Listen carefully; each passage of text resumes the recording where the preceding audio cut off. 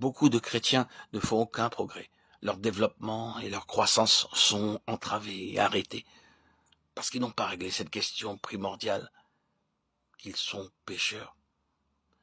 Il n'y a point de juste, pas même un seul. Romains 3,10. Ce qui est bon n'habite pas en moi, c'est-à-dire dans ma chair. Romains 7,18. Ils essaient encore de donner une importance à cette personne, ce vieil homme, ce moi, cette propre nature que Dieu a déclaré ne jamais accepter. Ils pensent encore qu'ils pourront être quelque chose en eux-mêmes, par leur propre force. Et ils s'efforcent de l'être. Ils n'ont jamais accepté cette position essentielle et absolue. Dieu dit, je t'ai mis dans une tombe avec mon fils, et ce fut la fin de ce que tu es en toi-même. Tout doit maintenant être d'un autre ordre, venir d'une autre source. Tout doit venir de Christ ressuscité, et plus rien, absolument plus rien de toi. C'est la clé qui ouvre le chemin, qui ouvre la porte toute grande à la plénitude. Lorsque nous avons réellement reconnu cela, et que nous prenons cette position par la foi, il n'y a plus de limite à ce qui peut être fait dans notre vie chrétienne. Mais ensuite, une fois que cette position absolue a été prise et acceptée, reconnue et reçue par la foi, c'est alors que commence l'autre aspect, l'application d'un principe. Nous acceptons cette position comme base, la reconnaissons comme le verdict même de Dieu.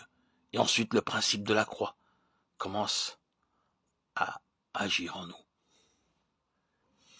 Premièrement, le temps se retrouve de nouveau. Le passé. Nous avons été crucifiés avec Christ, Romains 6,6, Galates 2,20.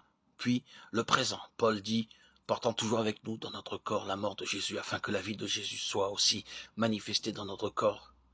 2 Corinthiens 4,10. Et encore, je meurs chaque jour. 1 Corinthiens 15,31. Et enfin, le futur.